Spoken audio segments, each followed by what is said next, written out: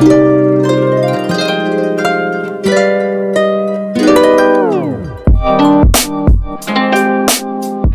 pues buen día. La vez pasada estuvimos en la parte cuantitativa, hoy vamos a ver el enfoque cualitativo y sus diseños. Los objetivos vienen siendo los mismos, enfocados en la parte cualitativa, identificar las características de los diseños cualitativos y luego diferenciar los diseños cualitativos en cuanto a énfasis, aplicación y proceso.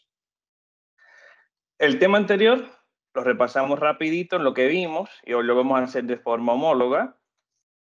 Definiciones de la investigación cuantitativa, vimos cómo era el proceso cuantitativo, después vimos las 6 características del proceso cuantitativo y ofrecimos unas características que iban atadas con unas preguntas guías para que el pensamiento nuestro se fuera dirigiendo.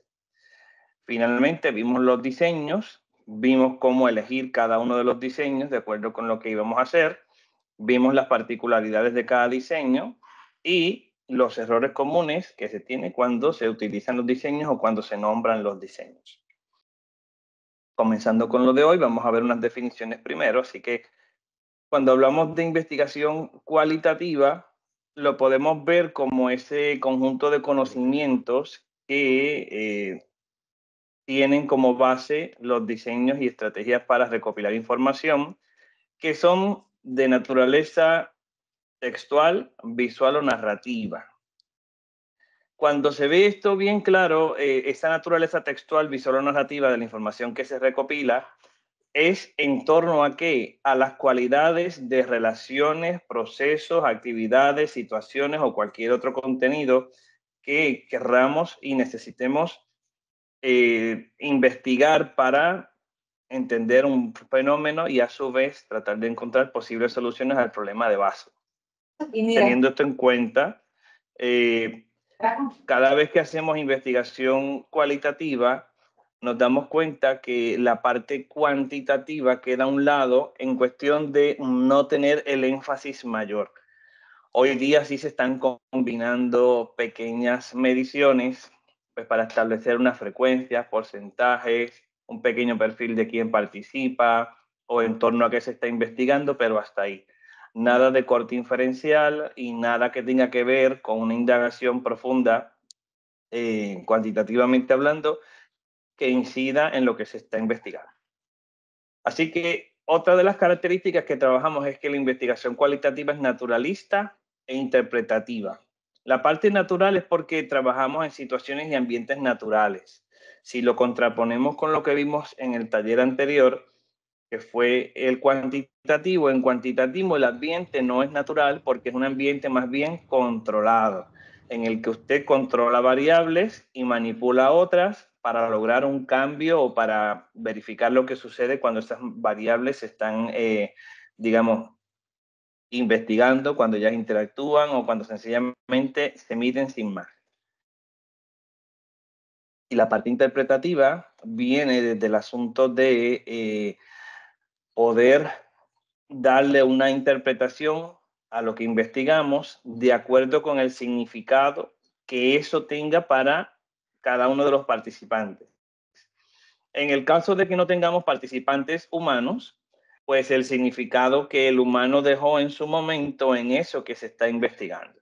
Sea un libro, sea un poema, sea una obra de arte, una música, siempre pues el ser humano está un poco detrás de la actividad que se está trabajando para producir eso que ya deja de ser una fuente humana. Así que ya lo veremos en su momento que hay un diseño para ello. Si seguimos, estas dos autoras, Mervian y Tisdale, ellas trabajaron con el asunto de que la investigación cualitativa se realiza cuando se tiene el interés de saber lo que las personas interpretan de sus experiencias, cómo ellas construyen el mundo o el ambiente en el que se desempeñan y qué significado le otorgan a estos dos anteriores, poniendo énfasis en la experiencia que se da en ese mundo. En toda investigación cualitativa, las experiencias que se viven son base de análisis. Solamente hay un diseño, que es el fenomenológico, que ya lo veremos también en su momento, en el que se busca el significado que el participante le otorga a la experiencia vivida y eso nos lleva a entender la esencia de esa experiencia. pero no significa que en los demás podamos descartar la experiencia como parte de lo que se está viviendo, de acuerdo con lo que se está investigando. Macmillan, por su parte, puso énfasis en que son diseños flexibles. El asunto de que sea flexible viene porque se investiga en un ambiente natural, porque usted no manipula nada y se tiene que dejar llevar por cómo están pasando las cosas en ese ambiente. Tratamos de entender el fenómeno y reducir la información a narraciones. El hecho de la flexibilidad, lo veremos en su momento en una diapositiva que vendrá, es el asunto de poder cambiar alguna cosa antes de proceder, y veo que cuando estoy en ese momento de recopilar la información, no puedo hacer nada. Entonces tengo que retomar el asunto para poder llegar a la información que necesito. Y tenemos a Creswell y Getterman. Ellos afirmaron que este tipo de investigación se utiliza cuando se requiere una exploración o entendimiento del fenómeno. Muchas veces esta exploración lo vemos porque es un área que se investiga por primera vez o está poco investigada en nuestro contexto, o sencillamente hay pocas investigaciones previas y por tanto requiere explorar a ver qué está ocurriendo en el contexto en el que estamos investigando. Y obviamente cuando se quiere entender más que medir, más que buscar tendencias, más que comparar o establecer relaciones entre variables, nos interesa entender el por qué ocurren las cosas, el cómo ocurren las cosas. Y ahí vemos entonces el asunto que les decía, que el proceso es un poco flexible, porque básicamente vamos indagando de las partes hasta hacer un todo. Y esa secuencia de pasos que pudiéramos tener, porque sí hablamos de pasos, no son pasos rígidos como los que vimos en cuantitativo, que un paso tal vez dependía del anterior. En este caso, puedo moverme con mayor facilidad porque el proceso básicamente me va a llevar a encontrar los hallazgos que necesito de acuerdo con lo que me planteo como problema de investigación. Y que sí tenemos que partir de un problema, si no tenemos un problema, ¿para qué vamos a investigar? Así que teniendo ese problema ya identificado, delimitado, comenzamos entonces a hacernos unas preguntas y esas preguntas nos van a llevar a identificar el uso de un diseño específico. Y ya veremos luego qué tiene que ver la elección de un diseño, cómo lo elijo y demás. Teniendo en cuenta de que ya yo elijo un diseño, me muevo a recopilar información, la analizo y obtengo unos hallazgos que me ayudan a entender el problema, a su vez a contestar las preguntas de investigación y encontrar posibles soluciones. Pero, ¿qué sucede si cuando yo voy a recopilar la información no puedo recopilar esa información? Pues tal vez el problema no está bien formulado, no está bien delimitado, no está bien contextualizado. Y lo que yo entendía como problema tal vez no lo es, o tal vez necesita un giro pequeño para que se pueda encontrar la base del mismo para poder indagar mejor y encontrar mejor información. Que el problema está bien planteado y no es el problema, pues tal vez es que las preguntas de investigación que yo propuse no son las adecuadas. Entonces, si no son las adecuadas, pues tendría que redactar nuevas preguntas enfocadas en lo que debe ser, porque muchas veces hacemos preguntas o nos hacemos preguntas que no necesariamente deben ser preguntas de investigación. Tal vez son preguntas que yo me puedo contestar de forma sencilla, preguntas que pueden formar parte de una entrevista, pero una pregunta de investigación debe estar muy atada a lo que es el propósito de la investigación. Eso lo vimos en el en el segundo webinar que tuvimos. Y ese propósito, a su vez, debe estar tratando de dirigir la investigación para entender el problema en sí. Y si las preguntas no van en esa línea, pues entonces tengo que volver a plantear preguntas para que luego pueda fluir la investigación como tal. Si las preguntas estaban bien planteadas y el problema estaba bien planteado, cuando yo reviso, yo digo, pues tal vez es que el énfasis que elegí para hacer la indagación no está acorde con lo que debe ser. Y me doy cuenta que el diseño que elegí no era. Muchas veces vamos a hacer la investigación cualitativa, conocemos un par de diseños y nos movemos siempre con ese diseño. Y el diseño más básico que podemos ver es el diseño de estudio de caso, y la mayoría de la gente dice, pues yo voy a hacer un estudio de caso. Y yo siempre les pregunto, ¿cuál es el caso? Y la gente se queda pensando, no tengo un caso. Pues tal vez la investigación no es un estudio de caso. O si es un estudio de caso, yo le digo, ¿por qué el caso que usted está seleccionando es único y particular? ¿Por qué se distingue entre los demás casos similares? Y nos quedamos en silencio porque no sabemos decir por qué mi caso es único y particular. Pues yo digo, tal vez el estudio de caso no es el diseño apropiado. Y así me doy cuenta cuando veamos en sí, cuando lleguemos a esta parte del webinar, en el que vamos a ver los énfasis que tenemos cuando indagamos, pues el diseño puede ser que tengamos uno de los 8 diseños que vamos a trabajar hoy, pero puede ser que ninguno de los 8 funcione y yo tenga que hacer la investigación sin diseño.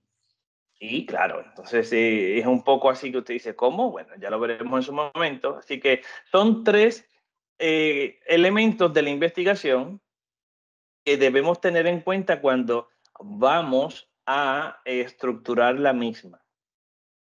Si yo veo que cuando ya yo voy a recopilar la información no puedo proceder, o cuando estoy en el proceso veo que algo como que no está bien, que no encuentro la información, que no me están contestando como yo debo, que no estoy encontrando las fuentes específicas para identificar la información que necesito, pues debo verificar estos 3 elementos anteriores, porque si no, no puedo avanzar hacia adelante. Así que en este caso, podríamos decir que nos asemejamos a la investigación cuantitativa. Este es el punto central en el que yo debo preguntarme si estoy bien, si todo está bien formulado para poder seguir.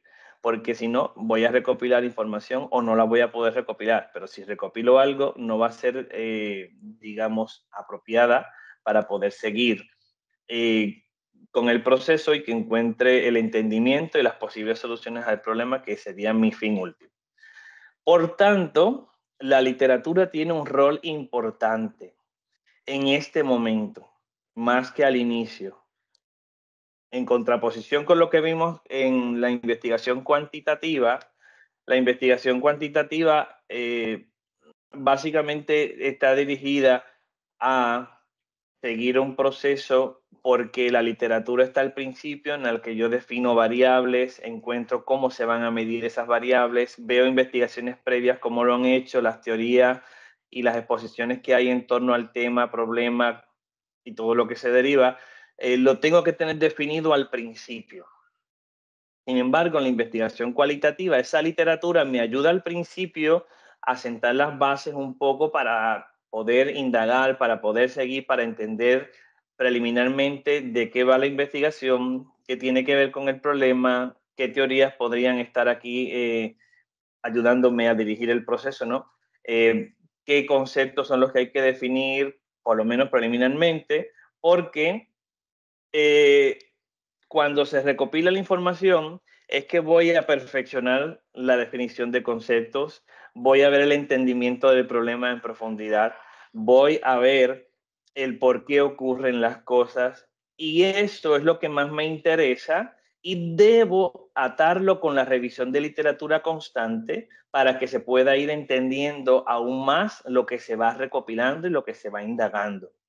Si ocurre que hay varias, digamos, situaciones que se presentan en el momento en que estoy recopilando información y yo no lo tenía previsto al principio, o es información que yo considero como nueva, que no entiendo de qué va, rápidamente la literatura me va a ayudar a entenderla. Y voy, busco, entiendo y perfecciono lo que es mi recopilación de información para poder seguir. Y así voy encontrando el proceso un poco más, digamos, sustentado en esta parte, más que al inicio, como le dije. Es importante la literatura en todo momento, pero más en este momento en el que estoy recopilando la información para poderme mantener informado, mantenerme con la información completa, específica, y que pueda observar las posibilidades que tengo para poder encontrar lo que necesito encontrar de cara al entendimiento del problema. Una vez tengo todo solucionado, que está todo muy bien, puedo hacer mi análisis. Como parte de mi análisis, regreso a esa revisión de literatura nuevamente, expongo los hallazgos finalmente se discuten y se vuelve a esa revisión de literatura. Y cuando vemos la literatura como que tiene ese rol protagónico, mucho más cuando se está recopilando entonces la información. Y que en ese caso es lo que quería plantearles el asunto de la flexibilidad. Yo puedo verificar lo que ya he planteado en un inicio si es que no puedo avanzar. Si todo está muy bien, yo avanzo sin problema ninguno y me doy cuenta que la literatura me va a ir sirviendo en todo momento. ¿Hasta aquí alguna duda o pregunta? ¿Por qué yo debo seleccionar el enfoque metodológico cualitativo? Aquí estos autores me dan una serie de razones. El estudio se dirige a explorar áreas de las que se conoce muy poco, ya lo dijimos antes, y volvemos y lo rectificamos porque precisamente estos fueron los autores que cité cuando dije eso. Busca comprenderse el significado y la naturaleza de las experiencias. Fíjense que ya las autoras como Merian y Tisdale lo habían mencionado, el asunto de las experiencias en todo momento se puede ver y entender ese significado y de dónde vienen esas experiencias, o sea, cómo se dan esas experiencias. Cuando se desean explorar aspectos específicos de temas que se han estudiado previamente, ya sean cuantitativos o cualitativos, que usted quiera indagar en torno a resultados anteriores o indagar en torno a hallazgos anteriores y que se pueda dar paso a una investigación nueva para entender lo que ocurrió previamente con otra investigación. Cuando necesita conocerse el porqué de hallazgos previos, está atado con lo que vimos antes de forma específica. Antes estaba hablando de temas que se habían estudiado, ahora está hablando de hallazgos previos específicamente. Cuando se pretenden explorar fenómenos como sentimientos, procesos de pensamiento, emociones, estas cosas, podríamos pensar que la psicología se miden muchas cosas y es muy interesante ver cómo se ha desarrollado esa medición por esa psicometría que está detrás, pero sentimientos, procesos de pensamientos y emociones, tenerlos de cara al sujeto que los experimenta, es mucho mejor hacerlo con una investigación cualitativa porque casi nunca podemos llegar a la raíz de ese sentimiento con una medición, por no decir nunca, ¿no? Porque puede ser que algo haya por ahí desarrollado. Procesos de pensamiento. Si usted quiere ver cómo la persona piensa acerca de algo, no es simplemente administrarle una prueba a ver qué sabe, es cómo piensa acerca de. Y podemos hacer y meternos en una entrevista metacognitiva, podría ser, en la que la persona piense acerca de lo ya pensado. Es muy interesante. Y el asunto de las emociones, obviamente, también. O sea, yo puedo estar con mucho coraje, por ejemplo, pero eso en un instrumento no lo voy a dejar tan plasmado como que una persona me narre, me explique, me ejemplifique lo que está viviendo para sentir ese coraje. Entonces, es muy idóneo que se utilice una investigación cualitativa para indagar aspectos como estos. Y finalmente, si el tema no puede explorarse por métodos investigativos tradicionales, es decir, que no se puede hacer una medición cuantitativa, pues nos movemos hacia la investigación cualitativa porque entonces es el recurso que me queda para poder entonces trabajar de la forma más adecuada posible y poder entender el fenómeno y el problema que está de base. Así que son preguntas que me debo hacer, son guías que me debo, que debo consultar para dejarme llevar y así identificar el enfoque metodológico más adecuado. Como aquí nos estamos con la investigación cualitativa, pues lo idóneo, lo mejor es guiarme hacia lo que yo necesito hacer para poder indagar y que los métodos cualitativos sean los que me faciliten este proceso de indagación. Vamos a ver unas características y con estas ya vamos a resumir las definiciones y estas razones y daremos paso entonces a la explicación y ejemplificación de los diseños. Si vamos bien con las características del enfoque cualitativo, podemos afirmar primero que los fenómenos que se estudian en profundidad se examinan con detalles. Es decir, que la indagación que se hace no es una indagación superficial, no es una indagación meramente medible y nos vamos ahí con una interpretación estadística en concepto, no. Y vemos los detalles que tiene que ver con ese fenómeno que se está estudiando. ¿Por qué? Porque la información que se obtiene de los propios sujetos o las fuentes de información está ligada a situaciones y ambientes naturales en los que se pondrá un mayor énfasis cuando se indaga en profundidad y se obtiene un entendimiento mayor. Vamos a los detalles, vamos al contexto específico, nos quedamos en lo único y particular, nos quedamos en lo que se distingue, nos quedamos en aquello que nos llama la atención, nos podemos quedar también incluso en aquello que es lo trágico, en aquello que es lo conflictivo, y ponemos mucho mayor énfasis en lo que se está indagando en torno a eso para lograr entenderlo. Y ahí es que viene el asunto de los detalles. El foco de atención o el énfasis radica en la cualidad de las acciones. Cualidad, o sea, vamos a hacer una descripción de esas cualidades que pueden estar muy bien relacionadas con las características que distinguen a esas acciones, relaciones, materiales, situaciones, procesos o ideas. De todo esto, lo que vamos a buscar es lo que ocurre, lo que sucede, lo que tiene, lo que no tiene, lo que puede relacionarse con otra situación o con otro elemento, lo que se da como parte del proceso mismo, lo que implica la utilización de un material específico o un recurso específico, lo que se da en un proceso o una situación que también estamos trabajando, cómo se da, por qué se da, quién se involucra, en qué contexto histórico también o en qué momento histórico, esto qué consecuencias acarrea, con qué otras situaciones también podría estar. Así que ese foco de atención es esa cualidad que puede trabajarse desde ese punto de vista para poder indagar de una manera distinta a la cantidad. Nos interesan entonces esas cualidades que estamos trabajando ahí.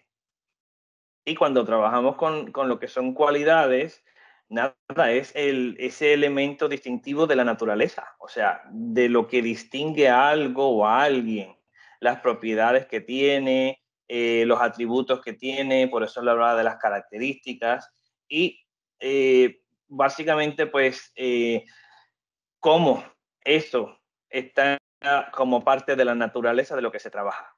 La naturaleza de esa acción, la naturaleza de esas relaciones, de los materiales, las situaciones, o sea, eso, el aspecto natural que siempre está por ahí, en el que se desempeña o en el que ocurren las cosas, eso es lo que nos va a interesar. Y de ahí estamos hablando de cualidades.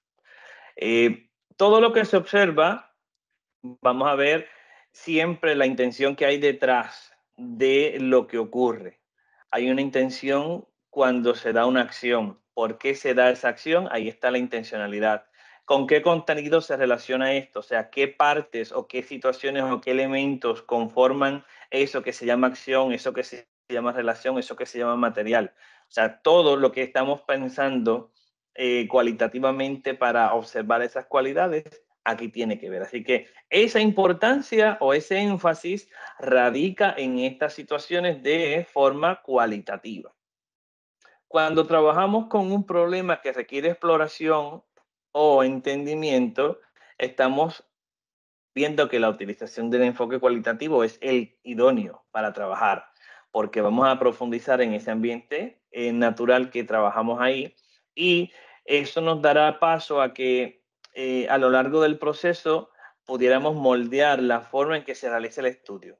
La explicación que dimos con el diagrama anterior del asunto de la flexibilidad, pues ese poder moldear la forma es que el investigador es el que va dando esa estructura de la investigación en sí. Sí hay unos pasos, unas etapas que se recomiendan de forma general, pero usted las va conformando de acuerdo con el proceso de indagación que lleva. Porque nosotros como investigadores no estamos sometidos a un procedimiento técnico específico como se hace en cuantitativo. En cuantitativo, si yo voy a hacer un estudio correlacional, necesito hacer por lo menos 2 mediciones para tener 2 puntuaciones y poder llevar a cabo un análisis estadístico X, y ese análisis estadístico me va a llevar a un resultado y ese resultado me va a llevar a una interpretación en contexto y se acabó.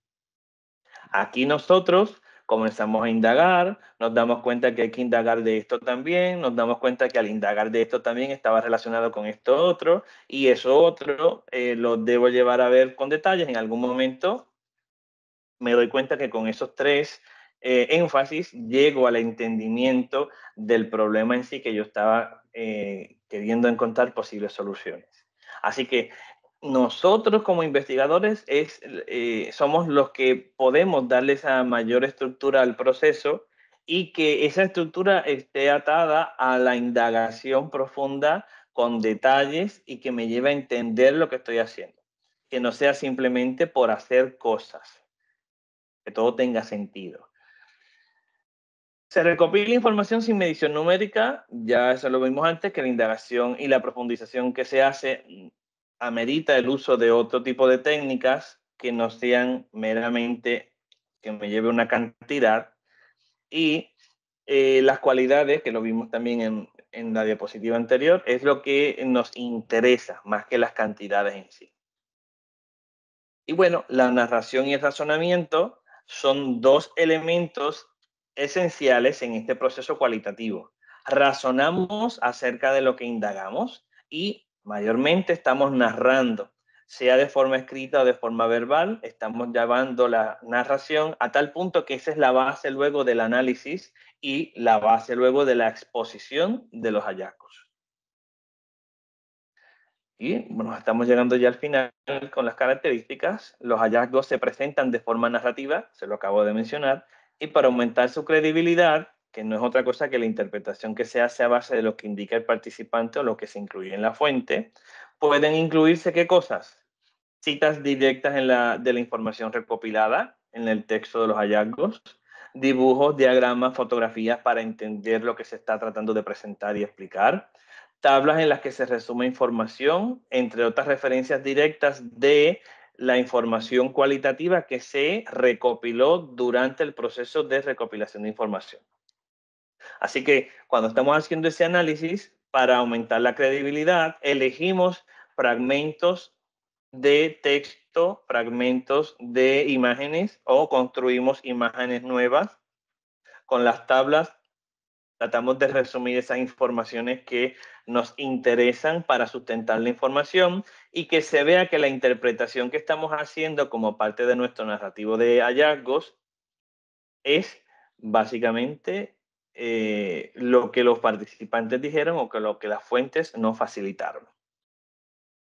Las conclusiones que se aplican en este contexto se aplican solamente a los participantes del estudio. Sí puede hacerse una aplicación a los contextos o sujetos similares, pero sin generalizar a toda la población. Si es que hay contextos y sujetos similares, porque muchas veces lo que investigamos es tan único y particular que no se encuentra otra situación como esa.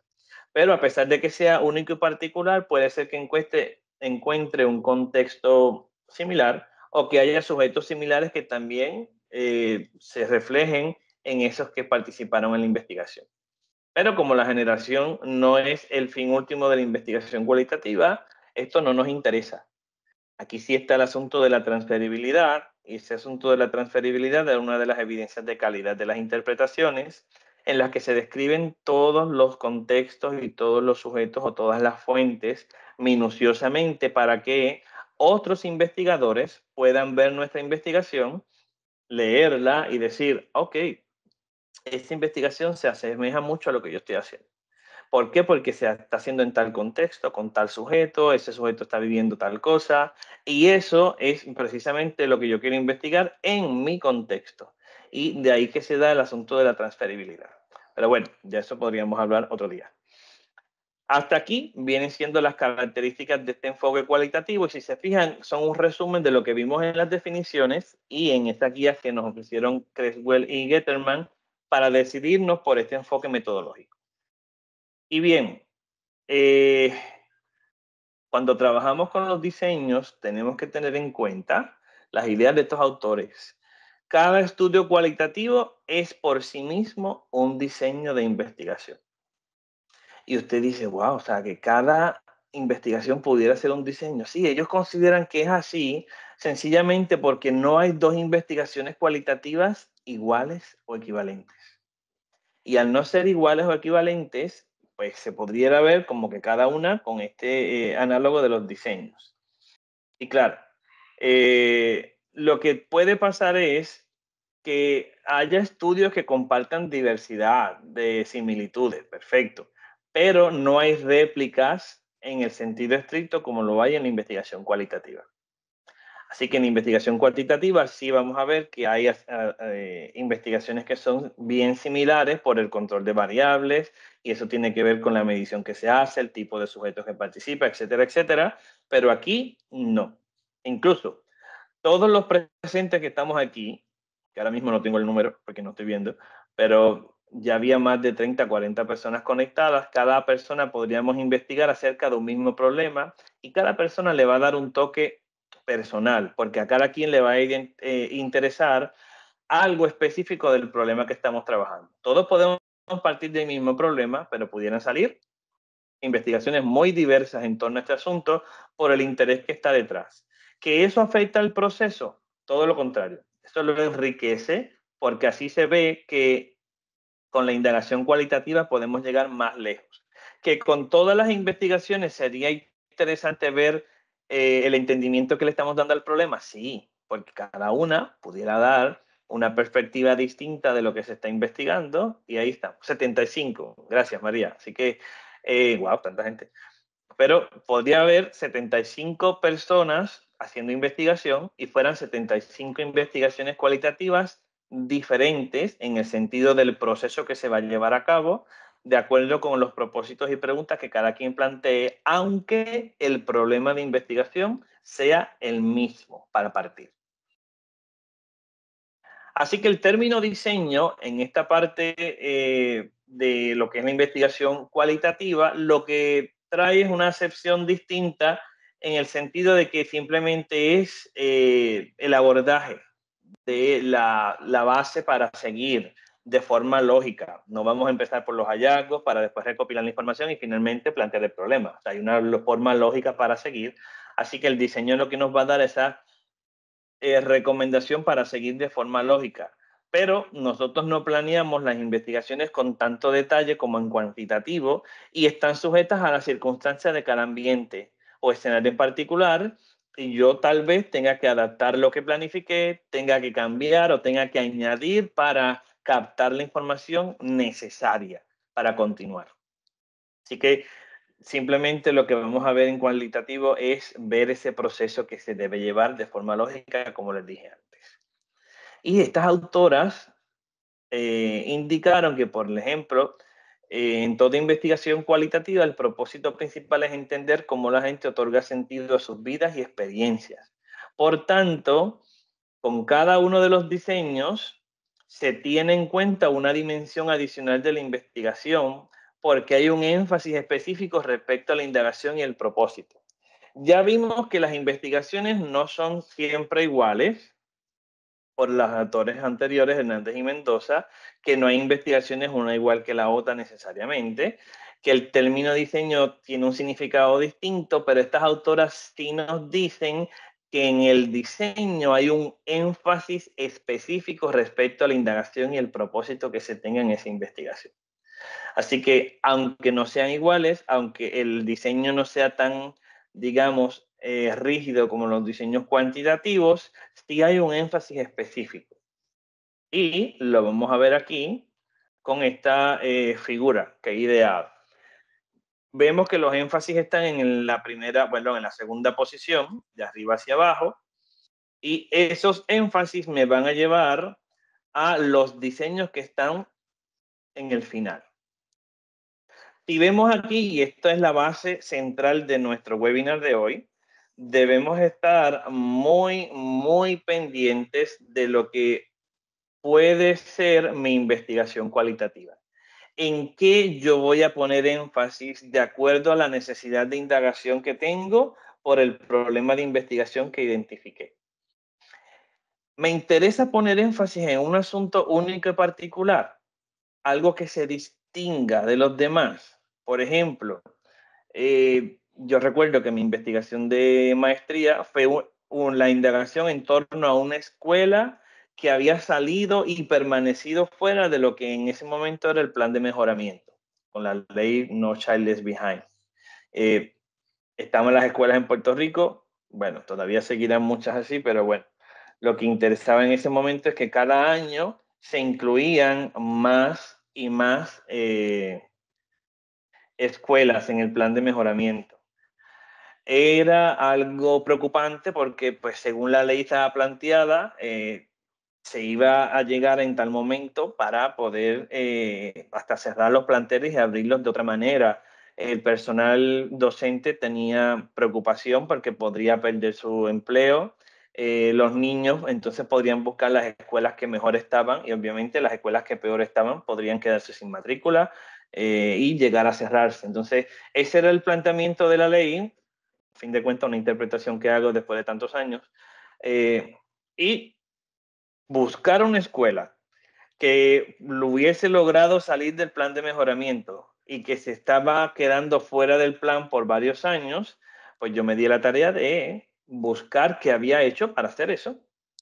Así que todo eso que se está trabajando como único y particular lo debemos tener en cuenta. ¿Por qué se distingue?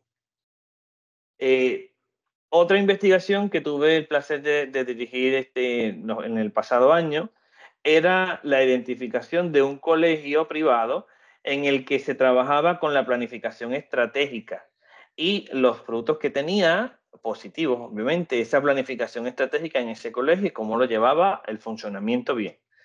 Yo le dije al estudiante, ¿se distingue ese colegio por alguna razón? ¿Por qué lo quieres investigar? Sí, porque en ese colegio se nota tal, tal, tal y tal, todo. Eso único y particular es lo que va a ser la esencia principal o el elemento principal de lo que estamos investigando. Cuando buscamos, por ejemplo, líderes educativos que se distinguen por alguna razón en su desempeño y los queremos investigar de alguna forma y tenerlos como caso, pues también. Cuando trabajamos, por ejemplo, personas que se distinguen en la comunidad y de alguna forma podemos con ellas trabajar tu caso y entenderlo en profundidad, muy bien. Cuando una organización, la que sea, educativa o sea una organización tipo social, se distingue por el buen funcionamiento y la atención que da a los que está dirigido su servicio, pues perfecto también. O sea que siempre vamos a tratar de ver la distinción entre iguales para poder identificar el énfasis como un asunto único y particular y que eso me lleve a que tenga un estudio de caso. El estudio de caso tiene muchas modalidades. O sea, tenemos desde el descriptivo, el evaluativo, el intrínseco, el multicaso, el estudio de caso clínico, el histórico, lo vemos ligado más bien a la parte etnográfica, no tanto así porque hay un diseño que es historia de vida y está separado de este. Eh, y pudiéramos ver hasta el situacional, que es una situación específica que ocurre y se ve como única y particular. O sea que esas modalidades hacen ver que lo único y particular no es simplemente una distinción más, es algo que es evidenciable y es algo que es también, digamos, razonable y por lo tanto me lleva a una explicación muy detallada para poder entender y hacer entender el asunto de ese estudio de caso. Eso es básicamente lo que me dirige hacia elegir el estudio de caso como diseño. Ahora damos un salto y lo que me interesa es el significado de una experiencia vivida. Ese significado de una experiencia vivida es lo que vamos a ver aquí, el significado que la gente le otorga a lo que vivió. Tuvimos hace tiempo, ahora tenemos otras cosas, pero bueno, vayamos un poco atrás, al 2017, cuando llega ese año a nuestra mente, que recordamos el huracán María y todo lo que vivimos gracias al paso de ese huracán. los meses que estuvimos sin luz, por ejemplo, los meses que estuvimos sin servicio de agua, las dificultades que teníamos para encontrar recursos como gasolina, hielo, los víveres no tanto porque en algún momento pues todo se abrió y si nos podíamos mover, bueno, podíamos estar y entrar a los sitios y buscar. Pero también hubo gente que no tenía acceso, paso, camino. O sea, fue una experiencia tal que hubo gente que estaba dentro de su casa y la casa se comenzó a mover y tuvieron que salir corriendo. La gente que se le llenó la casa de tierra, la gente que se le fue el techo y estaban dentro de la casa, o la gente que se le fue la casa, sencillamente, y pues, hoy día pues o no la tienen o tienen otra cosa, y todavía hoy día seguimos viendo los toldos azules sobre muchos techos de casas. Y las circunstancias que empezaron a salir de que si no tengo escritura, no puedo acceder a fondos de ayuda, que si no tengo el terreno segregado, que si yo esto era una herencia, o sea, tantas cosas. Y la experiencia, básicamente, como dice aquí María, fue una experiencia muy triste y ligado a todo lo que también hay en cuestión de las muertes que hubo, las pérdidas que hubo en otro sentido, o sea, todo eso, si lo vemos de la forma triste, bien, pero de forma positiva hubo gente que se unió a otra gente, los vecinos comenzaron muchas veces a hablarse, a unirse para tener esfuerzos y poder entonces limpiar, compartir los víveres, compartir el día, la noche, en lo que pasaban las cosas, los cambios que hubo en la parte del trabajo, pues cómo podemos hacer para ayudarnos. O sea que de una forma u otra, sí vemos los dos elementos. Pues ese significado que cada sujeto que vivió esta situación le otorga a esa experiencia es lo que interesa, no tanto la experiencia en sí como cualquier experiencia. Es porque esto fue una experiencia que me marcó y por tanto, ¿qué significado yo le otorgo a esa experiencia? Ahí es que entra el diseño fenomenológico. Y con ese significado de la experiencia, el investigador a qué va a llegar a describir la esencia de esa experiencia. ¿Qué fue lo que conformó esa experiencia finalmente? Eh, todos los sentimientos, las situaciones que ocurrieron, los lazos que se establecieron, las situaciones en sí específicas que se vivieron, que se comparten con otros. Todo eso conforma la esencia y me va a llevar a encontrar ese significado de la experiencia vivida. Eso fue bastante trágico. Movámonos un poquito más acá y empezamos con el asunto de los terremotos. Comenzó el área sur, obviamente se afectó muchísimo más que otras áreas de Puerto Rico y simplemente yo me acuerdo de la escuela, de los pisos que se derrumbó. Yo me imagino como maestro de esa escuela, como padre que tengo mis hijos allí en esa escuela, como los estudiantes que están ahí, decíamos, menos mal que eso ocurrió en un momento en que no estábamos en la escuela. Y podríamos ver más allá del significado que tiene que veo mi escuela destruida, que me tengo que ir ahora a unos vagones o al aire libre a coger clase o a trasladarme a otro sitio, que no duermo bien porque esto no está, cada noche sigue temblando un poco y que pues, el susto que tengo y las 20 cosas que siguieron pasando porque fue un periodo de unos meses largos en que eso no paraba. Y por tanto, esa es otra experiencia que se pueda vivir. Y estoy buscando experiencias trágicas, claro está, para que veamos algo más significativo en el sentido. Pero pudieran ser experiencias de éxito en el sentido de ver cómo las personas se han superado de alguna manera y buscar ese grupo de personas que se ha superado por la experiencia de por lo menos pertenecer a un grupo académico en que me están llevando para que yo complete estudios y me haga de una profesión y pueda tener un trabajo y emprender. Yo trabajé en un proyecto así en Barranquitas, que buscaban personas que de escasos recursos y se les dio una formación técnica. Esa formación técnica les ayudó a formar su negocio.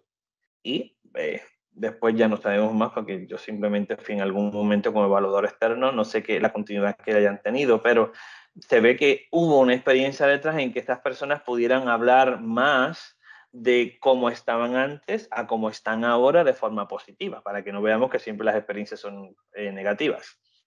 Eh, sí, en ese sentido, gracias María. Esa resiliencia que hay de poder salir adelante, de poder luchar, continuar Eso también es parte del proceso y entenderlo desde lo que es lo que la experiencia en sí marca al sujeto. Eso es lo que interesa en este tipo de diseños.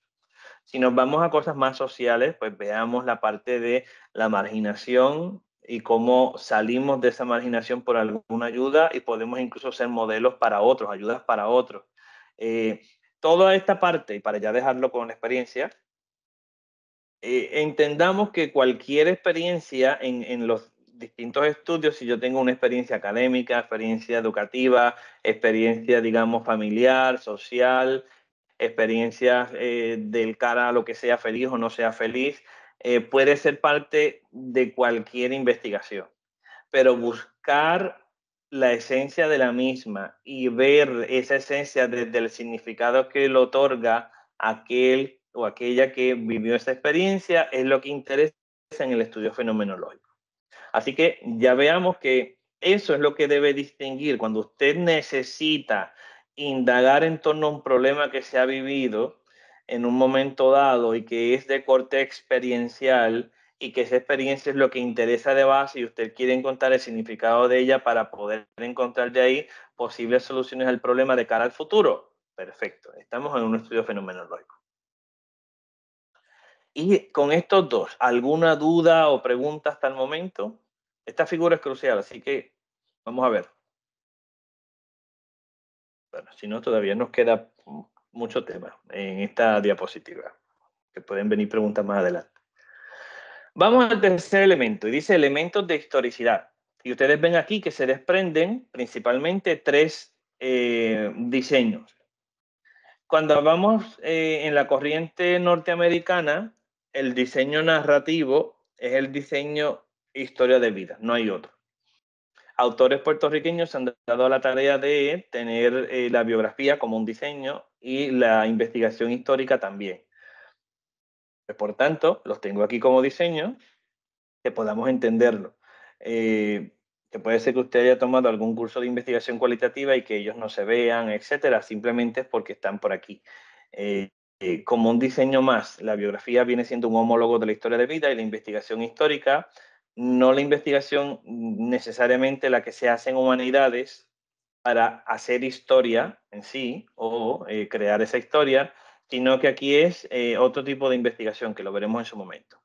Cuando lo que nos interesa es esa historicidad que está detrás de lo que estoy investigando, principalmente con los dos que están al inicio, historia de vida y biografía, estamos resaltando problemas que tienen que ver con alguna situación en particular en la que están involucrados sujetos humanos.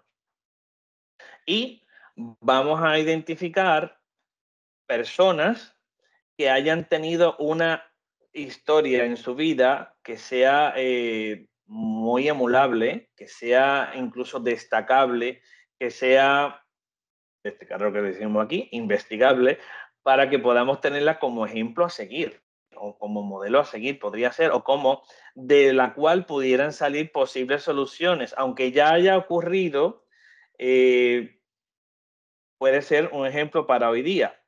Bien claro se dice que las personas que no conocen de historia tropiezan siempre con la misma piedra.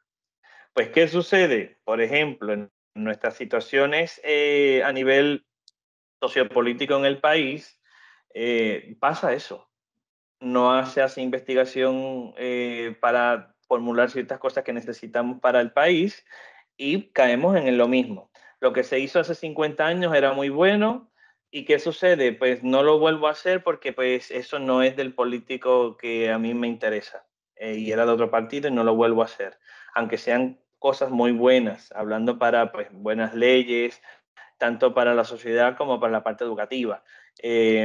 Cuando vemos, por ejemplo, y centrándonos en situaciones específicas de lo que es el desempeño, digamos, de líderes, maestros, personas ilustres de la comunidad, que muchas veces no tienen ni visión en sentido de que la gente no sabe que existen, que no tienen voz, porque hacen las cosas y pues nadie se entera de esto. Muchas veces ese es el interés de ellos, que nadie se entere.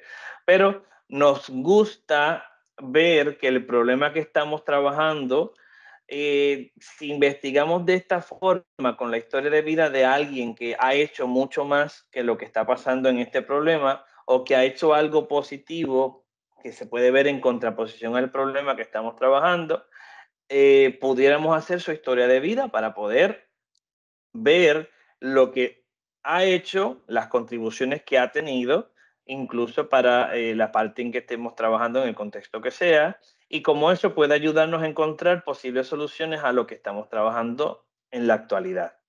Así que la historia de vida, hay un sinnúmero de historias de vida recientes, o sea, es un diseño que está tomando mucho auge, ya lo veremos cuando se diga en la diapositiva específica de ese diseño, que la historia de vida es un diseño pues que no se tenía eh, tanta importancia o tanta relevancia en investigaciones anteriores, y hoy día estamos destacando eso para lo mismo que les dije antes, para dar a conocer las personas y que ese problema que se estaba trabajando, que se pueda ver desde la historia de vida de esa persona y encontrar posibles soluciones en el presente, de poder ver cómo la vida de estos sujetos puede cambiar la vida en la actualidad. La historia de vida, el sujeto debe estar vivo porque el sujeto es el que cuenta la historia, cuenta su historia. Y en la biografía, el sujeto pues necesariamente no tiene que estar vivo porque son otros los que cuentan la historia de ese sujeto. Así que esa es la distinción de ambos, pero en los dos, la historia de vida del sujeto que sea objeto de estudio es lo que interesa. Y en un tercer nivel está la investigación histórica. La investigación histórica, digamos, en ciencias sociales y educación, está ligada con entender el presente desde el pasado. Ver cómo las cuestiones que surgieron en el pasado nos pueden ayudar a explicar lo que estamos viviendo hoy y ver la dirección que esto puede tomar, seguir o la posible solución que podamos entender para el problema que estamos trabajando. Así que no es hacer historia, no es construir una historia como pudiéramos hacer en humanidades, es lo que se puede hacer para entender. Ya el dicho que les dije antes, quien no conoce su historia muchas veces tropieza con lo mismo, ¿no? Otro dicho dice que no sabe ni dónde viene ni sabe hacia dónde va.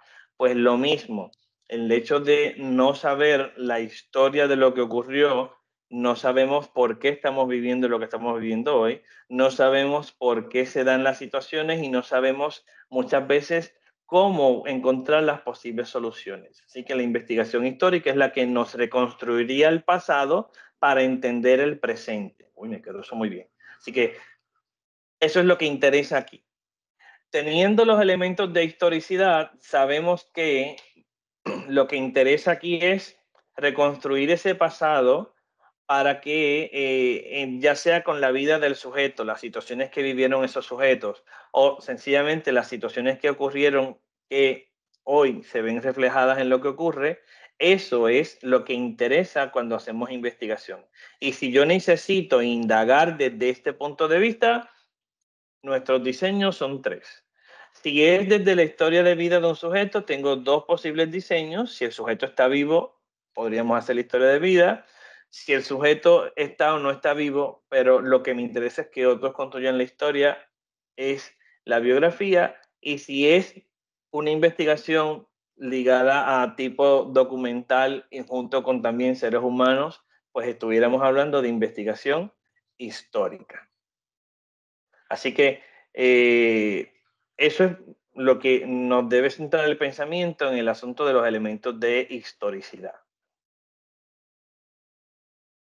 Ahora pasamos a una situación particular en la que los sujetos humanos no son interesados o no hay interés de tenerlos en la investigación como fuentes de información, sino que la indagación se va a hacer con contenidos diversos que ya el sujeto humano ha dejado plasmado en su momento. Eso como cosa principal en el sentido de que se analizan qué contenidos de textos, contenidos de símbolos, contenidos de obras de arte, contenidos de artefactos diferentes, y el sujeto humano se supone que ya ha dejado plasmados en ellos su sentir, el sentido que tenía de lo que estaba trabajando, sus ideas y más. Por tanto, el análisis de contenido, que es un diseño que suele confundirse con una técnica de análisis, hay todo un diseño estructurado para hacer un análisis de los contenidos que estamos trabajando. Incluso mi disertación doctoral fue con un análisis de contenido, en el que yo busqué contenidos diversos en torno a un tema específico, y de ahí yo, pues, después que analicé todos los contenidos que pude recopilar, pude ofrecer posibles soluciones a una situación que se estaba trabajando en España en su momento. Así que cuando trabajamos con la indagación en contenidos diversos, pues debemos tener en cuenta que el interés del investigador no es en el sujeto humano, sino en lo que éste pudo haber dejado plasmado en otras cosas. Así que cuando trabajemos así, que no necesitemos sujetos humanos, pues digamos, para las personas que trabajan en el área de currículo, pudieran servirse de muchos documentos y de muchas situaciones que pudieran estar incluso investigadas, registradas en torno a la implementación curricular, pues pudieran hacerlas sin sujetos humanos. Hacen un análisis de contenido, analizan los contenidos curriculares pasados, investigaciones previas de esa implementación de currículos pasados en el área que sea, se buscan los elementos curriculares que se necesiten o que se hayan usado o que se deseen utilizar, y a base del análisis de todos esos contenidos formula un nuevo currículo, construye un nuevo currículo, establece un nuevo currículo y las guías para seguir en su implementación. Y esa es una muy buena investigación. Cuando trabajamos en cuestión de situaciones sociales, podríamos ver cómo ciertas situaciones sociales se atienden en noticias, en investigaciones, en leyes, en lo que haya trabajado el asunto de esa situación, donde esté publicada esa situación en distintas maneras o esté plasmada también. Pueden ser libros, biografías, pueden ser obras de arte también en las que se haya plasmado esa situación social, y que usted pueda entender la situación que hay detrás de esa circunstancia social en la que se esté trabajando de cara a un problema específico. Y también usted de ahí proveer posibles soluciones de acuerdo con el análisis que haga. Entonces, la indagación ya dijimos que no es con sujetos humanos. Es un análisis que se hace obviamente, digamos, un poquito complicado por la pluralidad que puedo tener en contenidos, pero eso será de las limitaciones que hagamos como investigadores. Eso sí, este tipo de diseño tiene una acepción cuantitativa, y por tanto hay autores que son un poquito más puristas en cualitativo y no les gusta que este diseño esté, pero es una posibilidad y una de las acepciones es este. Así que sí, y por ahí. El análisis de contenido es muchas veces confundido con un análisis de los contenidos pequeños que yo recopilo, tal vez con pequeñas entrevistas o preguntas abiertas en un cuestionario y demás, y hago un pequeño análisis de ese contenido. Pero viéndolo como diseño, sí está todo el proceso de principio a fin, y se parte de un problema de investigación. No podemos hacer esto pues sin más, porque es un diseño completo para llevar a cabo una investigación cualitativa. Entonces, teniendo en cuenta esto, pues pudiéramos hacer muchas cosas. Es bien interesante y es muy desconocido en el asunto de lo que es la investigación cualitativa. Y ya tengo 2 estudiantes que han trabajado un análisis de contenido en sus disertaciones y vamos encaminados. Y ambos han trabajado desde el punto de vista curricular.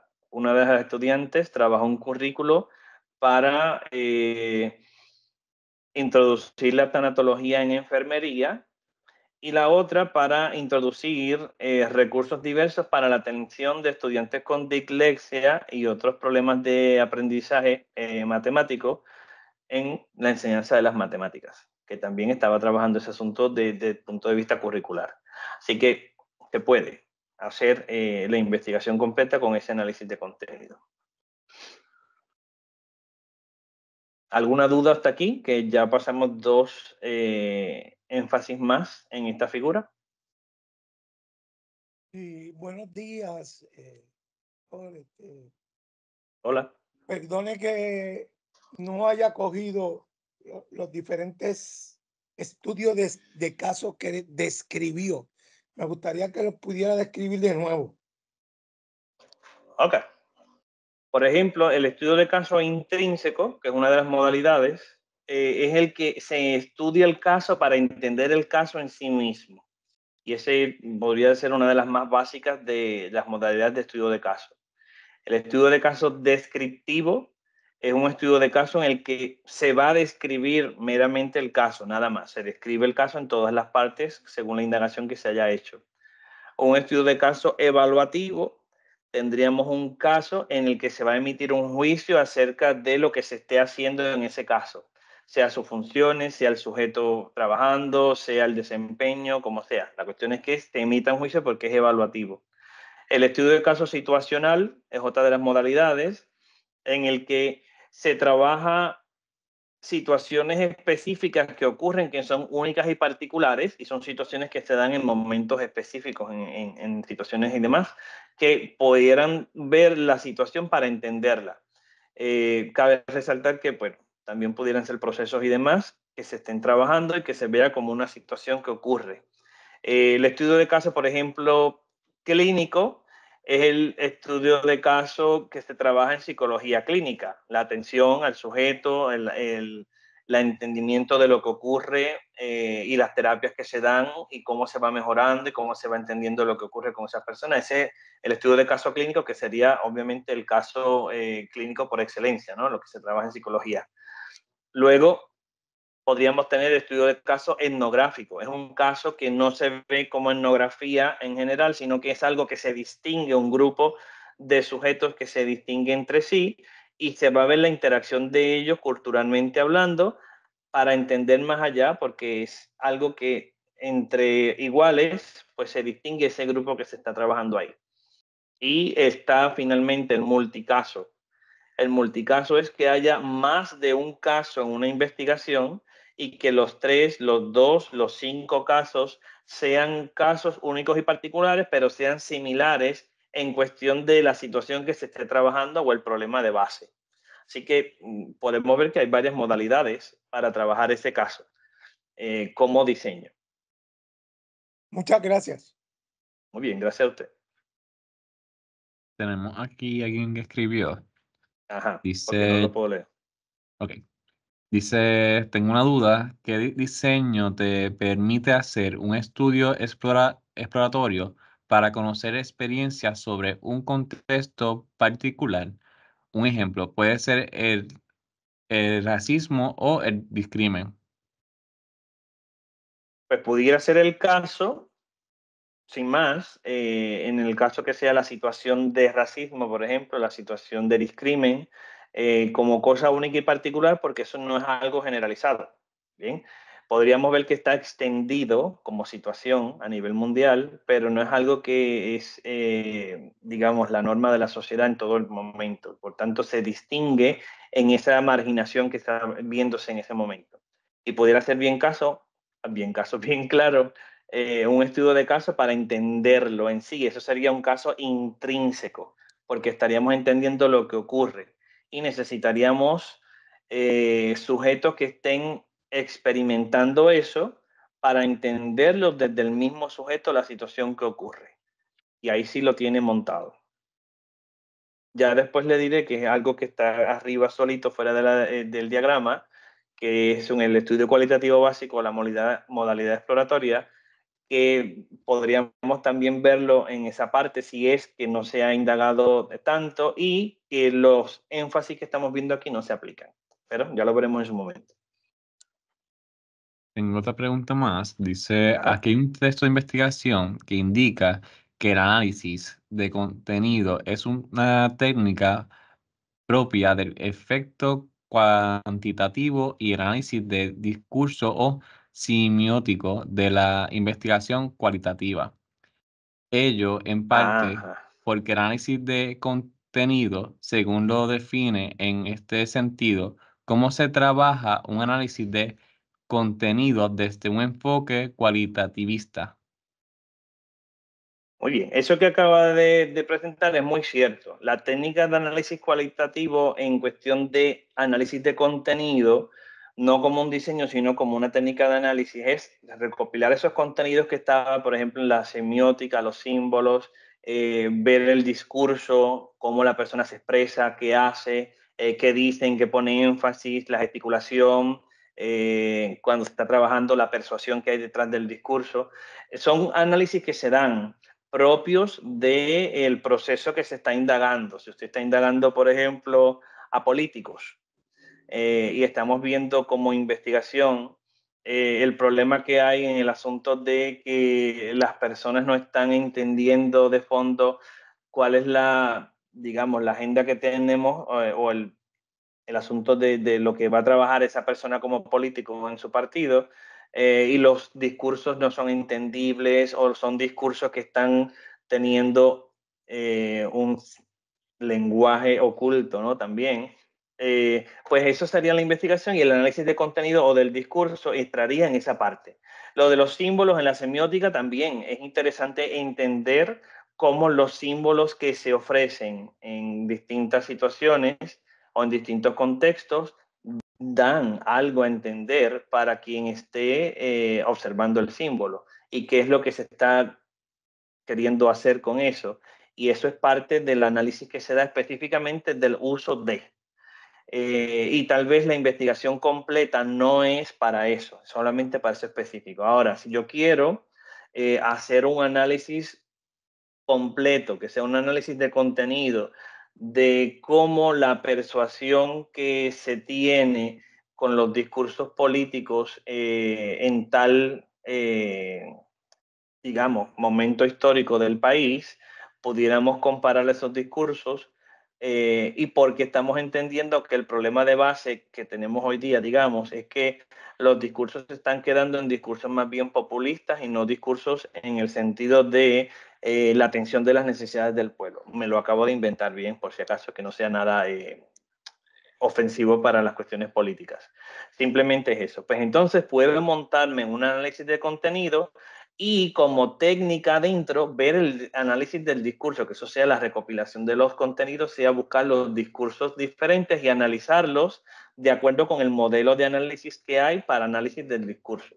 Pero lo que yo voy a recopilar son innumerables discursos políticos de un periodo específico histórico y ver cómo era el énfasis en cuestiones más bien para el pueblo, llamarlo, atenderlo, buscarlo y que eso se viera después en las acciones de ellos y cómo eso me ayuda a buscar posibles soluciones al problema que tenemos hoy día. Y de base, qué es lo que está pasando en cuestión del discurso y qué es lo que se está buscando hoy día con lo que se buscaba antes y cómo eso pudiera cambiarse. ¿Esto a quién le interesa? Por ejemplo, a la Facultad de Comunicaciones o a la Escuela de Comunicaciones. O sea, que esas personas que están tratando de entender cómo la gente ofrece los discursos y más, para luego entonces poder hacer preguntas asertivas, poder, digamos, combatir esto con otro tipo de noticias y demás, y de investigaciones noticiosas, etcétera. Pero que se vea que el completo de la investigación, el énfasis completo de la investigación es buscar esos contenidos. Y ya solamente el modelo de análisis sería análisis del discurso. Eso sería ya al final de la investigación. Pero el énfasis completo sería todos esos discursos que hay. Me lo acabo de ver por el asunto de que hubo un mensaje de Estado hace poco y pues hay sus críticas y demás, y siempre los que están a favor, los que están en contra, etcétera, y ver que pues eso es algo actual, que se sigue y que continúa haciéndose a nivel de país, ¿no? Y en diversos países también se trabaja. El asunto de la semiótica podría también trabajarse tuviese un problema claro en el uso de los símbolos o de lo que está ocurriendo con la interpretación de los símbolos hoy día y cómo eso tiene repercusiones en otras áreas, digamos, adolescentes, adultos o las situaciones que sean de corte social o académico, como pueda ser. Y entonces, esa sea la base y que voy a recopilar símbolos diferentes para analizarlos y que después el análisis como tal de los contenidos, como parte del modelo de análisis, puede hacer un análisis semiótico al final. Pero el énfasis como tal son los contenidos que se desprenden de cada uno de esos símbolos. Así que veamos que el análisis de contenido como diseño es la investigación completa, en grande, que parte de un problema en sí. Si yo simplemente voy a hacer un análisis de un discurso o análisis semiótico de un par de cositas, estoy en una técnica de análisis y no en el diseño en sí. Así que esa es la distinción entre uno y el otro. De dónde se parte y cuál es el propósito de llevarlo a cabo. No sé si contesté la pregunta, pero bueno. Bueno, si no, seguimos porque nos quedan dos énfasis para entrar después a los diseños en sí. Pero gracias a esas personas que trajeron esas situaciones que están muy bien para esta figura, ya les dije que era la figura central de esta webinar. Los siguientes son explicaciones generadas. Si usted lo que quiere es generar una explicación y digamos una explicación más bien teórico-conceptual que no existe y que si existe algo no es aplicable a una situación en particular que se está viviendo, estamos en la generación de una teoría. Y eso se llama teoría emergente, teoría fundamentada, que también la tenemos con ese nombre en otras publicaciones. ¿Qué es lo que se hace? Pues usted indaga en la literatura y se da cuenta que para entender lo que está ocurriendo en situaciones particulares, digamos, sociales o académicas, y usted quiere ver qué es lo que está ocurriendo y qué teoría me ayudaría a explicar eso y entenderlo, y usted se da cuenta que no, o que hay una teoría que llega hasta cierto límite, pero lo que usted está trabajando es en otro contexto y esa explicación no la puede llevar para allá porque sencillamente no se aplica por lo que el contexto a lo que está dirigida esa teoría, pues usted puede darse a la tarea de generar una explicación teórica nueva. Claro está, esto no se hace con dos personas, ni esto se hace en 2 días. Esto es un diseño que implica un trabajo de campo de meses y también implica una recopilación de información muy exhaustiva con distintos sujetos, incluso podemos incluir también la parte de los documentos, de cualquier artefacto que esté ligado a lo que estemos trabajando para explicar. Así que es un trabajo bien arduo, pero lo que pasa es que no hay algo que me ayude a entender y que me ayude a explicar lo que ocurre y por eso es que hace falta generar esa explicación nueva de forma teórica. Y si nos vamos a entender un poco con alguna situación, que de todas he dado un ejemplo, pues si voy a dar un ejemplo de una situación específica de lo que ocurre, pues podríamos ver un comportamiento abrupto que se está comenzando a observar y usted busca de dónde está eso, de dónde viene ese comportamiento, por qué se está dando, qué está ocurriendo aquí detrás, qué elementos son los que ayudan a que se dé el comportamiento y usted busca, lee, encuentra cosas similares, pero no encuentra lo específico en el sentido de la situación, el contexto, sujeto, lo que está detrás, lo que está delante del texto también. O sea que todo eso no lo encuentra en la revisión de literatura, pues entonces ahí vamos a generar una teoría nueva. Y me doy a la tarea de indagar con los sujetos que están representando ese comportamiento abrupto, nuevo. Veo todos los elementos que tienen que ver, recursos, ambientes, momentos, podríamos ver las distinciones que hay con los sujetos, cómo es que se representa eso en cada sujeto, y de ahí me voy a una indagación mayor. Y como les dije, puedo combinar la parte de observación, la parte de análisis de lo que están utilizando esas personas y finalmente puedo ir con el sujeto en sí para entender lo que ocurre y por qué se desempeña como tal. El conjunto de esas tres cosas me llevará a la generación de la explicación teórica y se da el asunto de lo que se llama un paradigma en este diseño, que es un diagrama explicativo de la teoría que estoy tratando de generar. Y con ese diagrama se trata de explicar lo que está ocurriendo. Al llegar a esa explicación y poner a prueba ese modelo que le llamé paradigma y poder entender que sí, que funciona para explicar lo que está ocurriendo, pues ya llegué a mi teoría emergente. Y como les dije, es un estudio complicado para poderlo llevar a cabo. El siguiente sería una identificación de elementos o patrones culturales.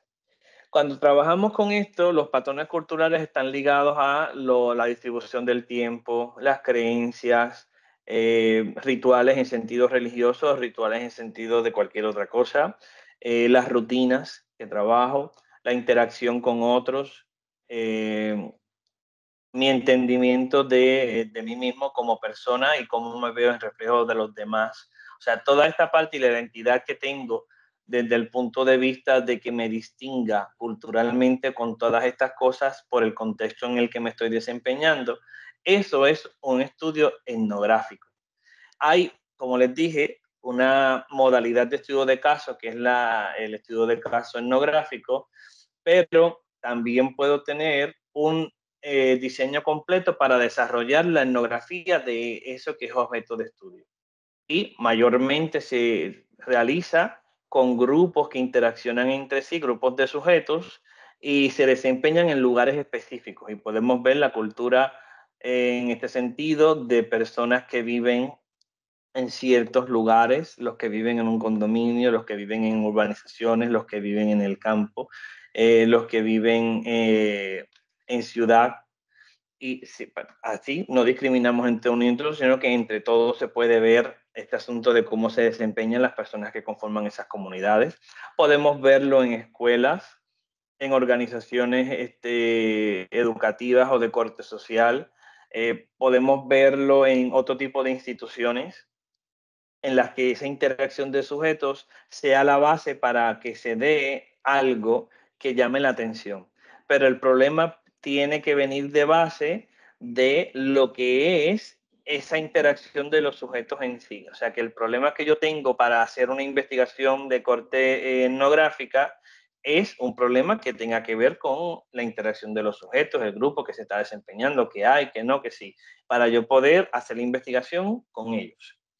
Que el problema no es el grupo en sí que yo estoy investigando, sino que es otro similar en torno al que yo puedo buscar la investigación aquí para entender la etnografía y trasladarla. Por ejemplo, en las escuelas ocurre cosas, pues tal vez lo que ocurre en esta escuela es lo que me interesa, pero luego me doy cuenta que eso también ocurre en distintas escuelas y es aplicable a las demás. Así que no siempre voy a ir al grupo en sí que hay en los problemas porque no puedo ir a todos.